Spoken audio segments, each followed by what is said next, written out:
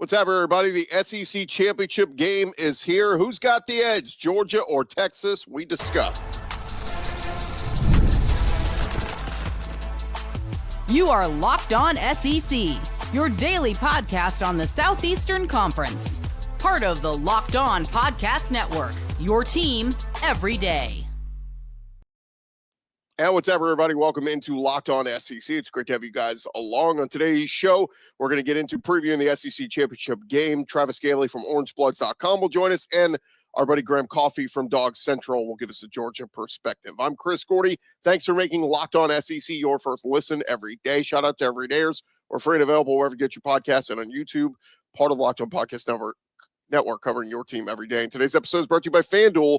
You can start the season with a big return on FanDuel. New customers can place a $5 bet, get started with $150 in bonus bets if you win that first $5 bet. Visit FanDuel.com today to get started. All right, let's dive into it. We got transfer portal news, we got recruiting news, but we got to start with the SEC championship game. It is a rematch, and Steve Sarkisian and company obviously doing what they need to do to win this season and get through the year. And some injuries to Quinn Ewers throughout the year. They had to lean on Arch Manning in a couple spots, but here recently we've seen Arch Manning coming in different packages. And Kirby Smart and Sark talking with the media yesterday, and Kirby Smart asked about Arch Manning and the role he's played. Kirby saying, quote, "As far as Arch goes, he's what everybody thought he was. He's athletic, smart, thick, a great thrower. He can run their entire offense while at the same time creating design runs or off-schedule runs, and both are scary because design runs with him are tough to defend because you're going to have to defend the whole field. And then he's also an elite thrower and passer." Smart also praised Texas for how they handled the situation with Manning and Quinn Ewers. He said, quote, "They brought him along the right way. He's getting confidence each and every week. And the way he plays, he's got to start some games. I mean, you couldn't write a better story for him in terms of development and getting him ready to be a starter." We assume we will see probably both Quinn Ewers and Arch Manning take the field at some point on Saturday. Now, ahead of the matchup, both teams releasing an availability report. On the Georgia side, they got 4 players listed as questionable, 1 listed as out. 3 questionable players are all running backs. Trevor Etienne, his first season with Georgia, 1 of 3 listed as questionable. Also, Branson Robinson and Chauncey Bowens are the other running backs listed as questionable. So sounds like Nate Frazier going to be the guy again. The true freshman has carried the ball for almost 600 yards and 8 touchdowns this season. They'll also have Cash Jones, who played a big role last week, and Roderick Robinson in the mix. Now, Christian Miller, fellow defensive lineman, listed as questionable. As for Texas, their junior left tackle, Kelvin Banks, he was listed as questionable by the Longhorns for a second straight day. Sark said that Banks has practiced this week, but he's the only player on Texas's injury report without a season-ending injury. In other words, he's the only one that may not go this week. And he only played 7 snaps in the win over A&M last week, suffering an ankle injury. If I had to bet on it, I would say he's probably not going to go, right? It would look, the good news is if Texas could win this, they would get the first-round bye, and they would give you 2 weeks to kind of rest him up, or more than 2 weeks to get him rested up and get healthy. So, Bulldogs and Longhorns coming up 3 o'clock on Saturday. Now, some interesting news pertaining to the SEC championship game in Atlanta. Bevo will not make it to the game. Remember the famous mascot pregame photo op in 2019 with Bevo and Uga, where Bevo charged out of his pen, knocking over a police barricade, trying to get after Uga? Well, Bevo will not make the trip. The size required for an enclosure large enough to house him, he's more than 1,700 pounds, and his horns span 58 inches. An SEC spokesman saying they received a request for Bevo to be on the sidelines at Mercedes-Benz Stadium, but their staff looked at several alternatives, including the sideline location. The reality is there's just limited sideline space at that stadium, and we can't jeopardize the safety of Bevo or the game participants. So with the narrow sidelines, location of multiple sets for TV and camera carts, there's just not enough space. We want to honor the tradition across the conference, but the space limitation is a reality here. So the Silver Spurs, who handle Bevo, they say he is the largest live mascot in college athletics. Uga, who did not make the trip to Austin this year because they said they want to limit his travel because he's still so young, he will make the trip from Athens over to Atlanta, a 70-mile trip. So when last time these two teams played Austin, we had Bevo there. We didn't have Uga. Now they're going to meet again in Atlanta for the SEC championship game. We're going to have Uga, but no Bevo. I know you guys are very concerned about the live mascots and who's going to be on hand. One more note on this game. College Game Day gearing up for this game. They will be at the site of the SEC championship game. And yesterday, ESPN confirming their guest picker, prominent actor Timothy Chalamet. He's, of course, the star of the Dune movies, was in Wonka. He's got a new movie coming out where he plays Bob Dylan. And it took a lot of criticism. A lot of people were like, why in the hell is he coming here? He's got no ties to Texas or Georgia. Well, look, sometimes College Game Day will go away from tradition and bring in just a celebrity guest picker who doesn't really have ties. I remember years ago when Ole Miss hosted LSU, they had Katy Perry because she happened to be up the road, I think, performing in Memphis. And somebody had some link to her representative, and they were able to get her there. She had no ties to either team. But Timothy Chalamet, we'll see if he likes the Bulldogs or the Longhorns. He will be the guest picker this weekend. All right, we got some other news to get to. Let's jump to the transfer portal. And another big name entering the portal or announcing he's going to enter the portal yesterday. Barian Brown, wide receiver from Kentucky, one of the more explosive players in college football. Spent the last 3 seasons at Kentucky. He posted, I want to express my gratitude to Coach Stoops and the University of Kentucky, but after much thought, prayer, and conversations with my family, decided to enter the transfer portal for my final year of eligibility. Thank you for everything, Big Blue Nation. He finished this season with 361 yards, 3 touchdowns on 29 catches, but in his career, 1,500 yards and 11 touchdowns. Also dangerous in the return game. He has 5 kickoff returns for touchdowns. I know a lot of people are going to be looking at Barian Brown in the portal saying, if anything, we can use you on special teams. But former 4-star recruit out of the state of Nashville was the number 88 prospect in the class of 2022. And now Barian Brown and Dane Key, both the playmaking wide receivers from Kentucky in the portal. Also, Kentucky tight end Jordan Dingle entering the portal. Started 7 games for Kentucky this season. Only had 9 catches. He leaves Lexington after 4 years in the program, so he will have a year of eligibility remaining. So, man, a mass exodus happening there in Kentucky. Dane Key, Barian Brown, Jordan Dingle, all into the portal. Another big prominent name in the SEC is he has yet to really play in the SEC, but standout wide receiver Nick Anderson, who 2 seasons ago at Oklahoma set the freshman record for most touchdowns in a season. He was awesome in Oklahoma's last year in the Big 12, but this year, obviously, battled injury. Missed almost all of this season. We had Nick on the show last offseason. If you missed that, you can search it on our Locked On SEC channel. Great kid. Really enjoyed our conversation with him. Wish him the best of luck. We'll see where he ends up. But, we go to another SEC school. That's now Nick Anderson with his quarterback, Jackson Arnold, into the portal. So we'll see where Nick Anderson winds up. But that's a big-time playmaking wide receiver that enters the portal. Speaking of Jackson Arnold, we mentioned, he entered the portal on Wednesday, or announced he was entering the portal on Wednesday. Pete Nakos of On3 announcing Georgia, Auburn, and Mississippi State are 3 schools to look out for. Now, look, Georgia makes a little bit of sense. Carson Beck is going to the NFL draft. They've got Jaden Rashada and Gunnar Stockton, but, maybe they like Jackson Arnold a little bit better. Auburn makes a lot of sense, right? Because they're losing, almost their whole quarterback room. The Mississippi State one is very interesting because Michael Van Buren was pretty damn good as a freshman this year, true freshman. Seemed like Mississippi State was going to be okay at quarterback next year. But look, I guess if you can get a Jackson Arnold, former 5-star quarterback, you bring him in. So fascinating, though, those 3 SEC schools in the mix for Jackson Arnold would be, how fun of a story would it be? Jackson Arnold leaves Oklahoma and stays in the SEC.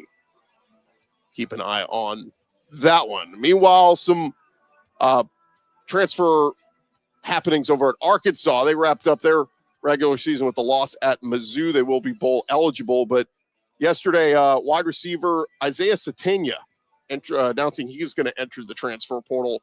Big loss for the Razorbacks. He had 37 catches for almost 500 yards and a touchdown. Had a big game against Auburn this year, 85 yards and that score. But he was the number one prospect in the class of 2022 from the state of Arkansas and decided to stay in state. Combine that with the loss of Arkansas losing wide receiver Andrew Armstrong earlier this week, led the SEC in receiving yards. He announced he is going pro and will not play in the Arkansas Bowl game. Two big losses there for Sam Pittman. And then also Arkansas starting offensive guard Patrick Kudus set to enter the portal. That's according to Matt Zenitz, former four-star recruit, had been a starter the last 2 years, ranked as one of the top 10 interior O-line recruits in the 2022 recruiting class. All right, let's get to some other portal tidbits. I'll just kind of run through these. Auburn true freshman D lineman TJ Lindsey is entering the portal. 6'5", 270 pounds. He'll have 4 years of eligibility remaining. Mississippi State wide receiver Antonio Harmon is entering the portal. He has recorded 159 yards and 1 touchdown in his career. Florida offensive lineman Christian Williams, he's entered the portal. Texas A&M edge Malik Silla, he's entered the portal. He's got 4 sacks. He'll have 1 year of eligibility remaining. LSU loses former 5-star wide receiver Shelton Sampson and safety Kylan Jackson. He'll have 3 years of eligibility remaining. On 3 reporting, 2 schools to look out for LSU transfer wide receiver CJ Daniels, Florida and South Carolina. Just a few more here. Tennessee wide receiver Caleb Webb in the portal, former 4-star recruit. Oklahoma running back Caleb Hicks and Oklahoma running back Emeka Megwa. So a lot of movement here, folks. A lot of stuff to keep up with. All right, a couple of recruiting tidbits here real quick. Tennessee landed one of their top dogs in the 2025 recruiting class yesterday on the Paul Feinbaum Show. 5-star offensive tackle David Sanders announced he is going to sign with the Vols. He committed to the Vols back in August. There was some concern that maybe Ohio State might flip him, but he went on Paul Feinbaum's show to say, Tennessee's been in it from the beginning. They offered me as a freshman in high school, just expressing to me I was a priority in their class and a must-get for the class of 2025. So he is going to play for Tennessee. The top-ranked recruit in Tennessee's top 10 class, 6'6" tackle from the Charlotte area. Meanwhile, Mississippi State with a very interesting recruiting story. We told you guys on the show yesterday, 4-star linebacker Tyler Lockhart began the day as a Mississippi State commit, but flipped to Ole Miss. And when we recorded our show yesterday, he was an Ole Miss Rebel. Well, hours after picking the Rebels, Mississippi State announced that Lockhart has indeed signed with the Mississippi State Bulldogs. Reading some of the details behind this, it sounds like it was maybe one of those deals where Mom wanted him to go to Mississippi State, and him being 17, he needed parents' signature, and they didn't want to sign for him to go to Ole Miss. So either way, we'll keep an eye on that. But Tyler Lockhart, at least as of now, looks like he's going to be a Mississippi State Bulldog. Speaking of Ole Miss, though, they were able to flip a recruit from or commit from Arkansas. 4-star offensive tackle Connor Howes flipped his commitment from Arkansas to Ole Miss. He'd been pledged to the Razorbacks since the summer. Number 31 offensive tackle in the class of 2025. Over at Texas, we're going to talk about Texas coming up in the next segment. But remember when their fans threw stuff on the field in that loss to Georgia earlier this season, and the officials overturned interception and all that kind of stuff? Well, they had called for the Longhorns to do an internal investigation to try to find out who threw stuff on the field. Well, there's been an investigation to see who threw the bottles and if punishment should be handed out, but the school determined that no one will be punished. So it's one of those things where, like, you tell us who did wrong here. Texas went, I don't know. We couldn't figure out who did it. Sorry, SEC. Incredible. All right, one more note before we slide along here. Jim Phillips, the commissioner of the ACC, was making his case for SMU on Thursday on the ACC network, and he said unequivocally SMU should be in the field, period. He made the case. If they lose to Clemson, the ACC title game, he thinks they should still be in over Alabama. It'll be really fascinating to see because the committee put Alabama at 11. Alabama doesn't play this week. To slide Bama down, you'd have to have somebody move up, right? Well, SMU's already ahead of them. So, I don't know. That one's going to be getting really, really interesting.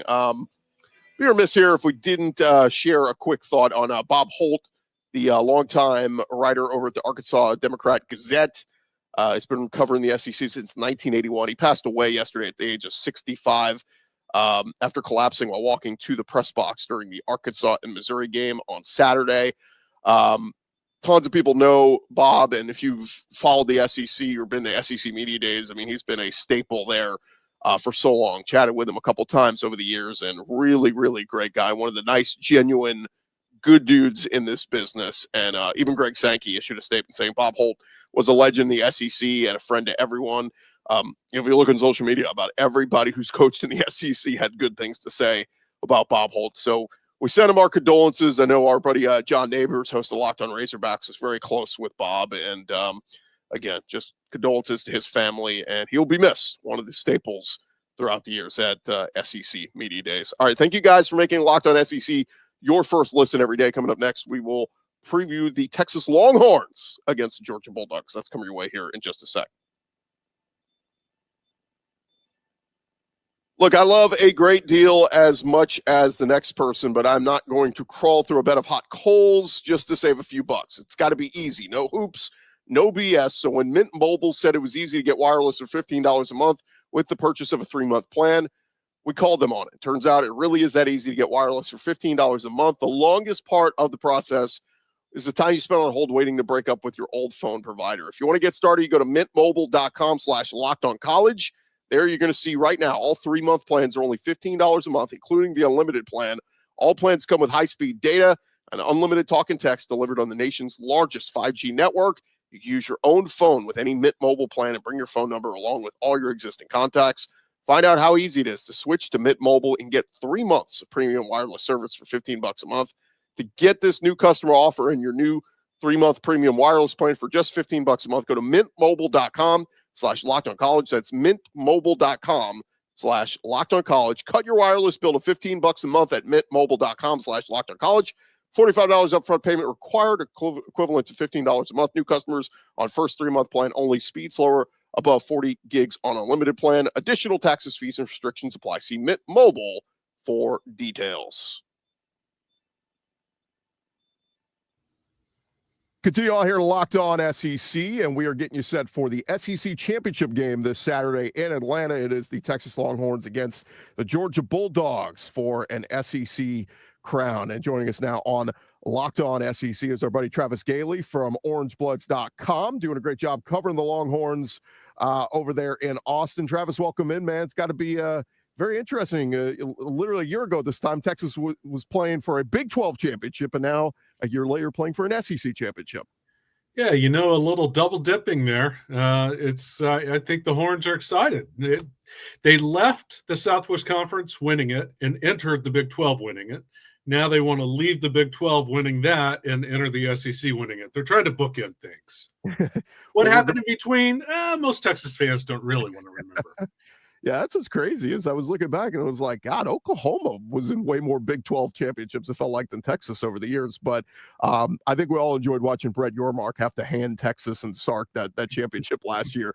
It was a nice feeling. But here they are, a rematch of Texas and Georgia. And I think the one thing that stands out to me, Travis, is yes, these two teams played each other a couple weeks ago, but feels like both these teams are in different places than they were just a couple weeks ago in that game. Absolutely. I literally just wrote a column for Orangebloods.com, which went up today, Thursday, talking about how that game was kind of a wake-up call, especially for the offensive line. Georgia, all credit to Kirby Smart and the defense coordinator. They put together a tremendous game plan, and they out-physicaled the Texas offensive line, which is something I didn't think was possible. This is an experienced, talented Texas offensive line. And they've talked about how that kind of showed them, they need to step up their game, and they have. This Texas offensive line has since come back, and they've taken it to teams like Texas A&M and Kentucky and even Arkansas, who all have very good defensive lines. And Texas has been able to impose their will and run on them. I expect you're going to continue to see that kind of game plan on Saturday. I think Texas is going to try and run the ball a lot and see what they can do to Georgia's defensive line. Yeah, it's interesting because before the season, I was excited about the 1-2 punch with C.J. Baxter and Jaden Blue coming back. And then, of course, Baxter gets hurt for the season. Blue, they kind of leaned on early, and then, he had fumbleitis, it felt like, every time he touched the ball. And then here comes Trey Wisner, the sophomore, kind of emerges, and it was around that Oklahoma-Georgia game, that point in the season where he just became the workhorse. And these last couple of weeks, I was there at DKR on when they played Kentucky, and I mean, they literally just wore down Kentucky in that third and fourth quarter with the run. And then against A&M, A&M had no answer for being so tough and physical up front as A&M is. They wore them down, and what do you have, like 186 yards rushing? So talk a little bit on Trey Wisner emerging as this heavy duty back. He's fourth in the SEC in rushing. Yeah, Sark has said he's had 1,000-yard back every year he's coached. I didn't think he was going to get there this year, but Trey Wisner stepped up, and he's done the job. I mean, this is a guy who last year was a very good special teams player. So he's not like he's come out of nowhere, right? He's shown he has the ability to be physical in a way that I don't think a lot of people thought maybe he would be when he was coming out of high school. But he got into Texas, he got into the weight room, and he has shown he's been able to do it. That special teams ability from last year actually ended up translating pretty well to Texas, to the running game this year. He's run with more physicality than most expected. And it's been what Texas needed coming off of Quinn Ewers' injury, where, frankly, he just doesn't look the same as he looked early in the year. And they needed to lean on a run game, and Wisner has stepped up to be able to carry that load. I was going to go next to Quinn Ewers. It's funny talking with Texas fans the last couple of weeks. This is kind of the narrative I get, Travis. We love Quinn. We don't trust Quinn. That, he's got every now and then he's going to throw the bad interception, through the pick six against Kentucky, throw a bad interception against A&M when, if A&M had done anything with the football, it would have put him right back in the game. Where are we with Quinn Ewers here and trust factor? Because last time in this game, he threw a pick, fumbled, lost 2 fumbles against Georgia. So he's going to have to play well for Texas this weekend. Yeah, he is. And, Sark has always trusted Quinn probably way more than the fans do. And in Quinn's defense, he, for whatever reason, he's never really won over the fans the way you would expect him, a quarterback of his caliber, to have won over fans, right? I mean, the dude is about to leave Texas having never lost to an unranked team.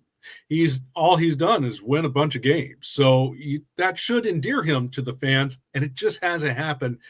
I do think that abdominal injury earlier in the year was probably worse than Sark has let on. I think he's still been healing from that. His average depth of target before the injury was about, a full 2 yards more than what it was after the injury. Now it started coming back up a little since in the last couple of weeks. So maybe he's starting to get better. Certainly, I think the break between the SEC championship game and the playoffs will help him even more. But, because of the run game, I don't think Texas needs Quinn to be the star of the show. Quinn being a game manager and not turning the ball over like he did in the first game against Georgia, which is his first game back from injury. If he can do that, Texas will be fine. It's the Quinn that throws the interceptions or drops the fumbles. That's the Quinn that will kill Texas in Saturday's matchup.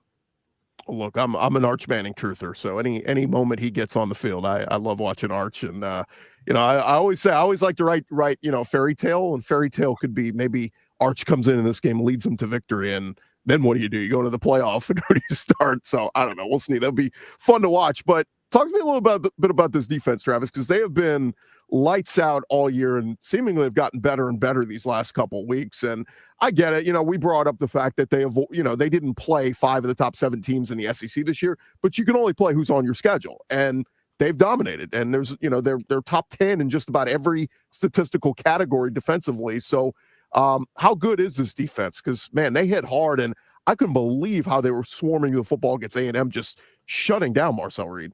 It's been so fun to watch. And yeah, okay, if you want to knock Texas' schedule, fine. There's the numbers are what the numbers are. But this Texas defense has stood up against every faced.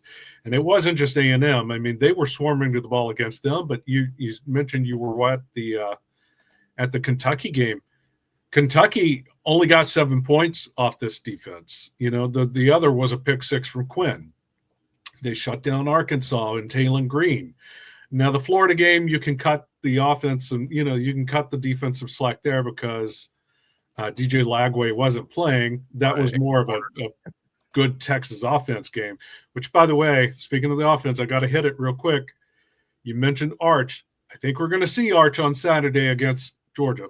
That package that Sark implemented against A&M, I think we'll see that and maybe an expanded version of that. But this defense has been phenomenal. The pass defense was the Achilles heel of the team last year. They were ranked like 114th, 109th, somewhere in there. They're ranked number 1 this year. The turnaround has been nothing short of remarkable, and they didn't lose much of a beat in the run defense. I mean, they lost a couple of first round, second round NFL defensive tackles to the draft, and they've still stepped up and just kept churning. And they've done so by having incredibly strong play on the edges, a strong pass defense, and the defensive tackles are able to hold up well on the wall. It is, quite frankly, one of the best defenses I have ever seen come out of Austin. Yeah, and so many, I mean, just name after name after name of guys that have been making plays all year. Michael Taff. I mean, it's just they've got guys everywhere. All right, give me a moment of truth, Travis. Formula for a win. If Texas wins on Saturday, how do they get it done?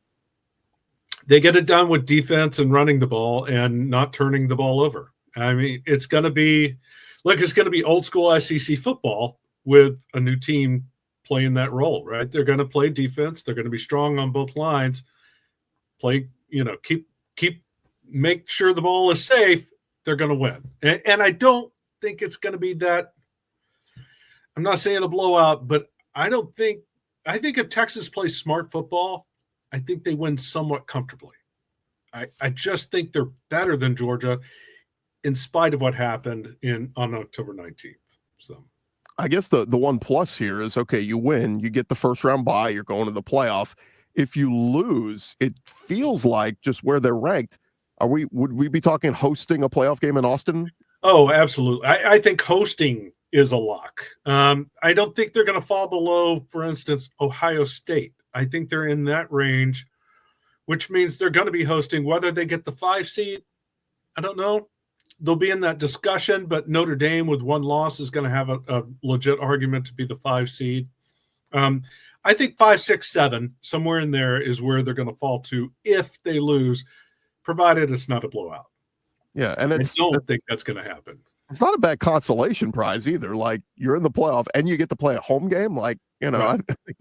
Maybe it's better for Texas. Maybe like you win that one, you get a little momentum going, and then who knows? You know, you go on a run. So, but I think I still keep saying, Travis, whoever's going to win this whole thing, you got to have depth, and Texas has shown they got depth.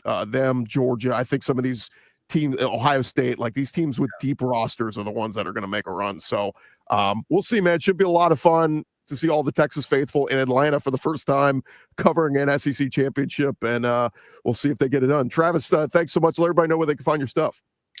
You can find me at Travis Galey on X, or what used to be Twitter. And, of course, if you sign up for orangebloods.com, and now's a great time to sign up, I'm on there consistently with a weekly column and more. So check it out, orangebloods.com. Love it. You guys do a great job over there at orangebloods.com. More to come right here on Locked On SEC.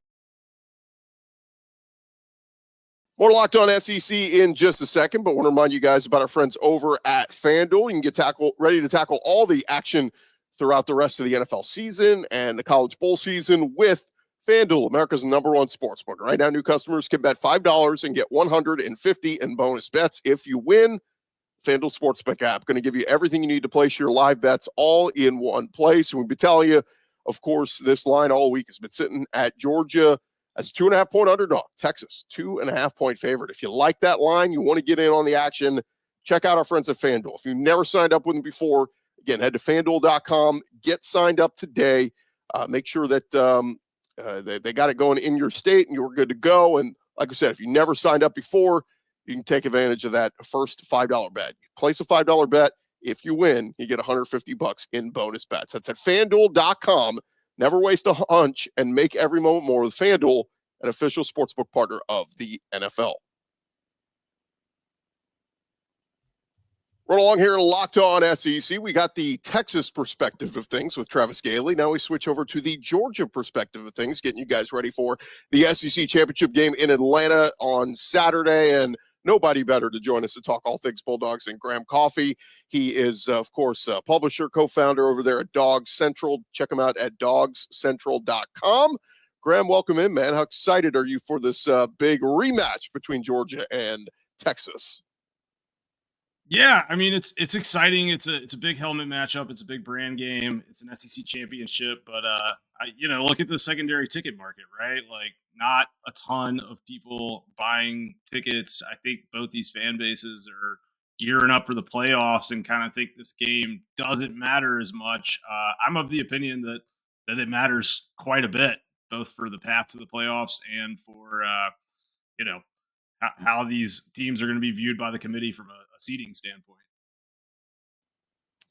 Let's talk about health-wise. Where is Georgia in terms of health? I know Kirby has said that, Trevor Etienne, he's optimistic, but the way he was talking a week ago, it sounded like, he's not even close. They've done a good job managing the backfield. Nate Frazier has really come on as a freshman, but their defensive line, where are they health-wise? I think they're in a good spot other than Kristen Miller, who has been very impactful for them this year and was very impactful in that Texas game.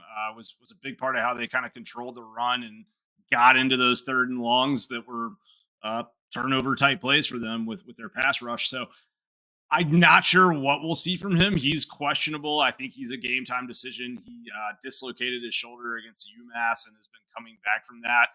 I'm sure he'll play if he can, but I'm not sure how much he'll give them from a snap count standpoint. How different, in your opinion, are these two teams from where they were last time they met? Not that different. I mean, Texas is still kind of offensively challenged from a red zone standpoint. Against Georgia in the first matchup, they had 7 trips inside the Georgia 40. Only 3 of those possessions got to the red zone. So I think it's kind of telling they sort of bogged down as the field shrinks a little bit. And you saw that against Texas A&M as well. I think they're running the ball a little bit better than they were the first time around. We had Sark and Kirby and Sankey today for media availability. And Sark talked about their outside zone run game and how they've kind of found a good rhythm there. And a lot of their markers were off in game 1 against Georgia. That seems to be the big key in my mind is like, can they run the ball enough to keep Georgia honest this time around? And for UGA, I would say they're probably in a little bit more different place than the Longhorns are, just because Carson Beck is playing very well and seems to have kind of gotten himself out of whatever issues he was having in terms of seeing the field. No interceptions in his last 3 games, 11 touchdowns, led that comeback against Georgia Tech. So I think if you're UGA, you kind of come into this game feeling like you probably have the more trustworthy quarterback at the moment. Yeah, I was gonna say it's interesting with Carson Beck. Yeah, I mean he had, what was it, the 12 interceptions over 6 games or something, and then 0 in the last 3, and that's against a really good Tennessee team. And then say what you want about Georgia Tech, but they went to 8 overtimes and he didn't throw a pick. So I think that's worth noting. Is it just better decision making on his part? I think it's better decision making, but I think that better decision making has been kind of like come from a place of acceptance. I think there was a time he was really struggling with the receiving core and some of the drops and feeling like I'm delivering perfect passes and these guys are dropping them. I got to be perfect. I got to make the most out of every down. They've done a good job of getting him out of that thinking, and he's done a good job of, I think, kind of living in a place of acceptance, right? It's not like Georgia's receivers have stopped dropping passes. They dropped a boatload of them against Georgia Tech, but you kind of would see him get frustrated for 5 seconds and flush it and then go make another good throw. The other side of that is their offensive line has gotten healthy. Tate Ratledge has gotten back at right guard. They moved Ernest Green out of the lineup at left tackle, brought Monroe Freeling in, who's a former 5-star true sophomore, kind of coming into his own. And I think those changes have led to like at least one thing being dependable for Beck. I think there was a period there where guys were dropping passes and the offensive line was missing protections. And that's a lot for a quarterback to deal with. And now it feels like he's got something consistent he can kind of look at and lean on. We talk about these two teams, and obviously, I think most people agree they're both into the playoffs. I think even with a loss, Georgia is in at this point. At least the committee has kind of intimated to that as much. So, how much motivation factor? I mean, you win, you get a first round bye, but I mean, is it also kind of in the back of their minds? Hey, if we lose, we're in this thing anyway. I mean, I think both teams want to win, but where's the mentality there, in your opinion? I think for Georgia, they need that week of rest really badly. And Kirby has talked about how beat up they are. There's the guys on the injury report, and then there's all the injuries that they're dealing with that we don't know about. But I was down on the field for the last 5 minutes of regulation and the 8 overtimes when they played Georgia Tech. And so I went down there in the cold weather being like, oh, I'll be fine for 5 minutes. And an hour and a half later, I couldn't feel my toes. But cool game to be a part of and to be at. I would say, though, you watch Georgia's some guys on their team. As soon as that game ended, there were some people who were laboring to walk off the field in terms of just having sprained ankles and stuff like that, right? Or whatever it might be. And I don't think they're showing that during the game, but I think it's a very real scenario where having 3 weeks for them instead of 2 would make a difference, a considerable difference, and they might get some guys back. For Texas, you see them sitting there at second and you think they're in, and they probably are. But I'll tell you this, Georgia dropped 9 spots after losing to Ole Miss on the road when Ole Miss was a 2-loss team that looked pretty daggone good. I know there's more teams with more losses now, but when the committee moved A&M out of the top 25, they essentially put Texas in a spot where they have 0 top 25 wins. And I do wonder a little bit okay, maybe they stay in the field, but could they drop down out of hosting a playoff game? Could they drop, down 10, 11, 12, where they start having to deal with an Ohio State, or I'm sorry, not with an Ohio State, but with an Oregon or Penn State, depending on who wins that game. So I think there's a lot at stake here. And also, do you really want Texas coming in from the Big 12 and winning the SEC in their first year? I know some people don't. Yeah, I was going to say, it sounds crazy you saying about Texas dropping, but we saw this a year ago right here. They dropped Georgia out of the top 4 in losing to Bama by, what was it, 3 points? They took Georgia completely out of it. So, that last year's committee showed they valued this weekend more than anything, and we'll see what happens this weekend. But give us a moment of truth, Graham. How do you see this one playing out? Do you think Kirby and Georgia win yet another SEC title? So I've struggled with this all week. Back in 2021, when Georgia and Alabama had their rematch, I kind of beat the drum pretty heavily that I thought Georgia would win that game. And a lot of that was because of the rematch scenario. And historically, teams that have played in the regular season and play in bowl games, the team who lost in the regular season has won the bowl game every time it's had any sort of national title implication. Now, SEC championships are different, right? I went back and looked last night. It's interesting because there's been 6 regular season to SEC championship rematches. 4 of those were won by the team who won the first game. And in most cases, they won by a larger margin than they did in the first game. The only 2 that have lost in the regular season and then beaten the same opponent for an SEC title are Kirby and Saban. 2001 LSU, 2017 Georgia. I like Georgia from an adjustment standpoint. I like their staff. They tend to be better, honestly, after they've seen the opponent than they do from a game plan standpoint a lot of times. So I kind of favor Georgia. I kind of think they'll have a pretty good crowd advantage. Texas's offense just hasn't really done much in league play, and that's despite playing 5 of the 6 SEC teams who had losing records. So I'm going to go UGA, but nothing would surprise me in this matchup, honestly, because I do think you have some of those questions you brought up earlier about just how focused will some of these guys be. And it's been a long season and everyone's pretty beat up and mentally exhausted. Yeah, it's crazy to think too. This is Kirby's 7th trip to Atlanta. They've only won it twice. I mean, it's Bama kept winning all those games, so this would be just his 3rd SEC championship. It would. And, the ironic part of that, or the interesting part of that, is like he's beaten, Malzahn once, Brian Kelly once, and then obviously other than Bama, he lost to 2019 LSU. But, like, who didn't? But I look at those teams and I look at those coaches and I ask, is Sark in that club? Like, I don't think Texas is 2019 LSU. I don't think there's any team in the country that's anywhere close to that this year. And I don't know. Like, it is interesting that Sark, by winning this game, would join that Kirby Saban club that I think he really wants to be part of. Sometimes it feels like Kirby and Steve are like competing to see who's like Nick's favorite kid, So it's an interesting subplot to me in this game. And we'll see how it plays out. But I do think, like, for Georgia, they left Austin with a little bit of a bad taste in their mouth from all the officiating stuff. And I expect them to be, like, motivated to play this game and maybe come out more motivated than we've seen them at any point since that game. Yeah, will fans throw crap on the field this week? We will see. That will be a moment of truth. Will it be Texas fans or Georgia fans? Could be either if there's a bad call in this one. So we know it works. Yeah, exactly. He is Graham Coffey, of course, DawgsCentral. Everybody know where they can find your stuff. Yeah, check us out, DawgsCentral.com. You can follow me on Twitter at Graham Coffey DC.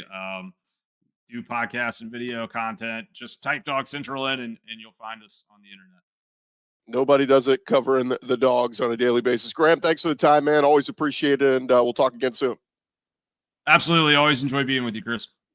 All right. He is Graham Coffey. Appreciate him joining us here on Locked On SEC. That is going to do it for this edition of Locked On SEC. Thank you guys so much for making us your first listen every day. Shout out to everydayers. Keep coming back and checking us out each and every day. And hey, for your second listen, check out all our other great podcasts, Locked On Bama, Locked On Bulldogs, wherever you get your podcasts. I'm Chris Gordy. We'll talk to you guys on Monday, recapping all the action, latest news in the transfer portal, whoever wins the SEC championship game, and of course, whoever makes the college football playoff. All that is going to come your way on Monday right here at Locked On SEC.